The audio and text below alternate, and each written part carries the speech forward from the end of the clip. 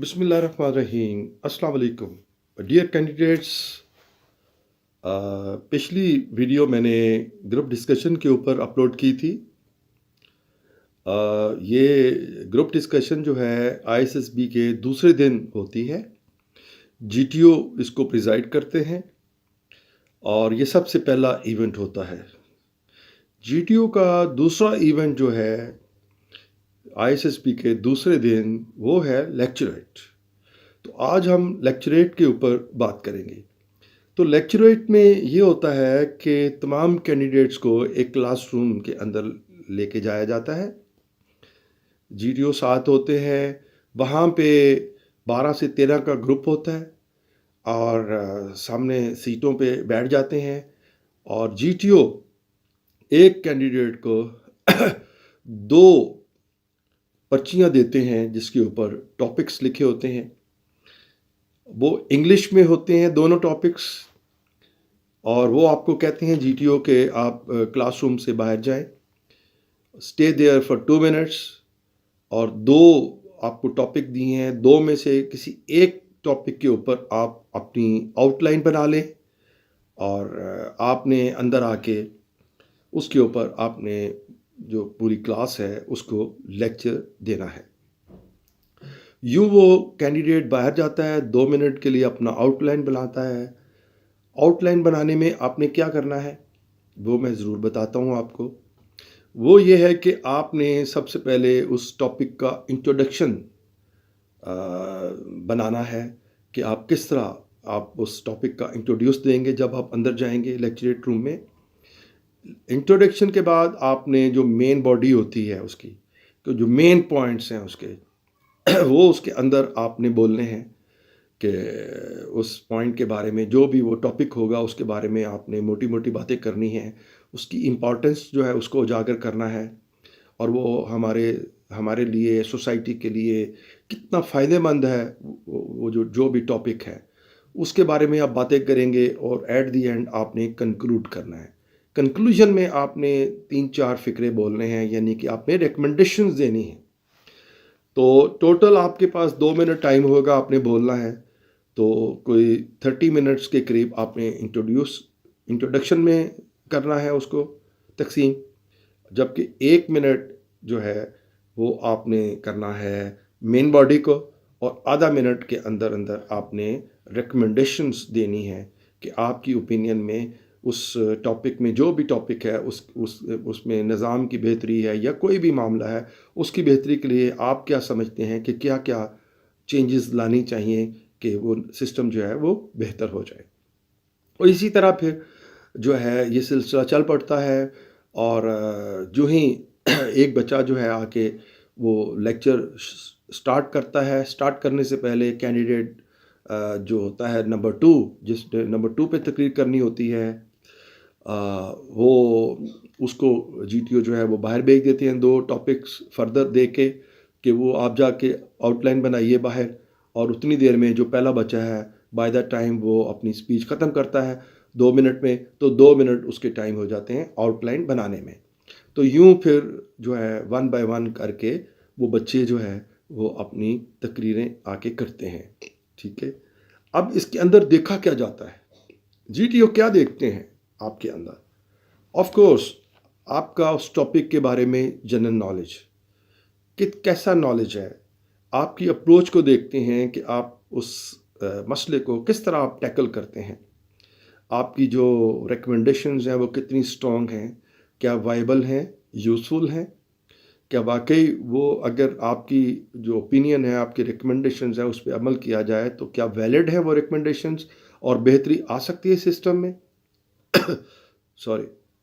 और यूँ आपका एतमाद देखा जाता है रोस्टम पे। ज़ाहिर है आप यू आर फेसिंग 13-14 बच्चों को और जीटीओ को, और उसमें आपका एतमाद देखा जाता है, आपका जो वर्बल एक्सप्रेशन है वो देखा जाता है, राइट, आपकी अप्रोच देखी जाती है, आपका माइंडसेट देखा जाता है, आप कितनी पॉजिटिव अप्रोच है आपकी वो देखी जाती है, राइट, और ऑडियंस को एड्रेस करने का जो एक अंदर सेल्फ कॉन्फिडेंस है वो देखा जाता है।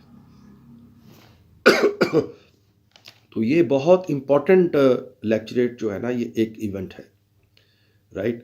तो इसके ऊपर आपने आईएसएसबी जाने से पहले बहुत तवज्जो से इसके ऊपर वर्किंग करनी है, कि जो जो टॉपिक्स आपको जहाँ जहाँ से मिलते हैं आपने वो तलाश करके उनके ऊपर 1.5 से 2 मिनट की आपने आपने तकरीर बनानी है, ताकि जब आप उधर जाएं तो आपको फक टॉपिक मिले और आप मेंटली इतने मैच्योर हो चुके हों कि टॉपिक कोई भी हो, देन इंशाल्लाह you will be able to make a story accordingly.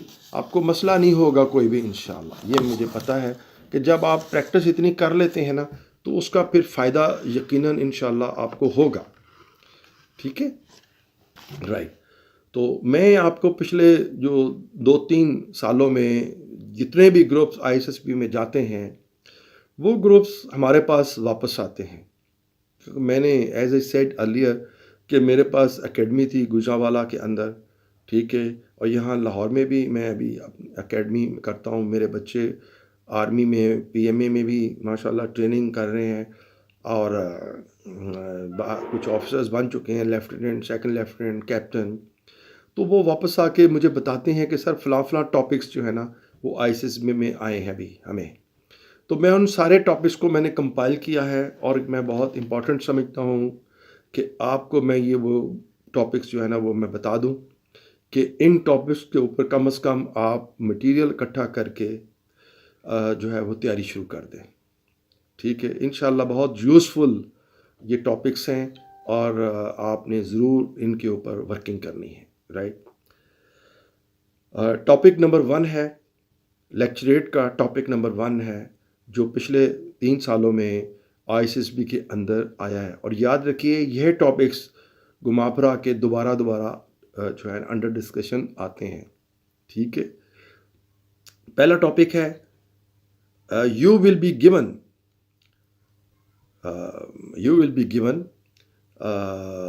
The topic, वो जो आपको topics whatever you will be given, मैं I am going to narrate the topics name.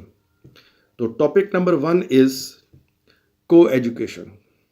ये आ चुका है को एजुकेशन के ऊपर, यानी कि इसके फ़ायदे और नुकसानात, ठीक है। अच्छा, टॉपिक नंबर 2 है जॉइंट फैमिली सिस्टम, नीड और नेसेसिटी। क्या ये ज़रूरत है, या नीड है, या नेसेसिटी है।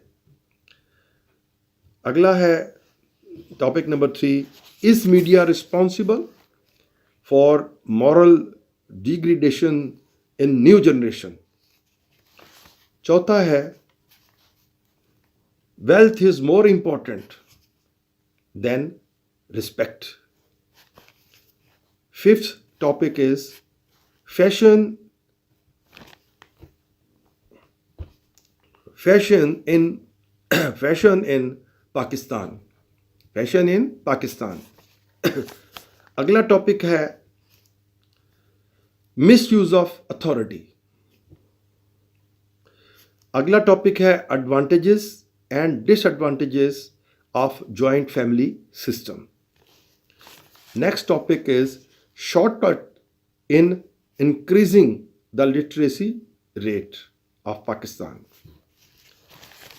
Next topic is, should we bring Western culture in Pakistan? अगला टॉपिक है illiterate mother or a literate mother can better grow a child. Next topic is use of social media by youth. Of course इसके advantages और disadvantages जो है ना उसके ऊपर आपने उसको मौजू बनाना है अपने लेक्चरेट के अंदर। अगला टॉपिक है social media make stress young generation. Next है corruption is from top to bottom and और बॉटम टू टॉप, यानी पूछ रहा है corruption is from top to bottom और फ्रॉम बॉटम टू टॉप। अगला टॉपिक है reasons of stress in youth. Next topic is, who is more responsible, men or women? Next topic is corruption in the veins of nation? Next topic is bribery is only done by low income people? Question mark है. अगला है topic love marriage और arrange marriage. Next topic is half belief is half success. Next topic is life without ambition is waste of time. Okay, next topic is Hindi movies should be banned in Pakistan? Question mark. Next topic is gender equality.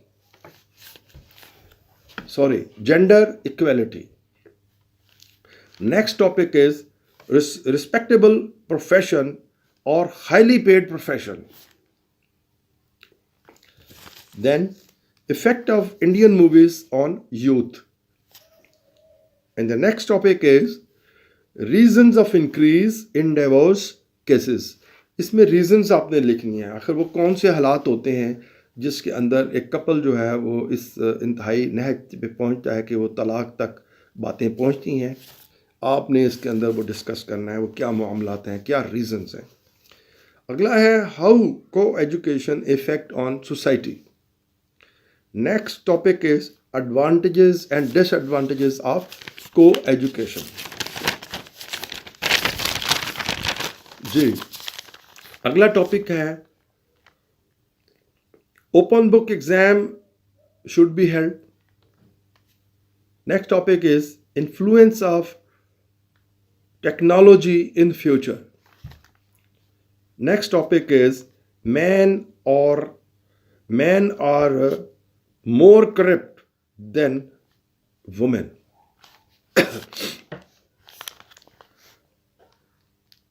The next topic is dramas and movies spreading vulgarity.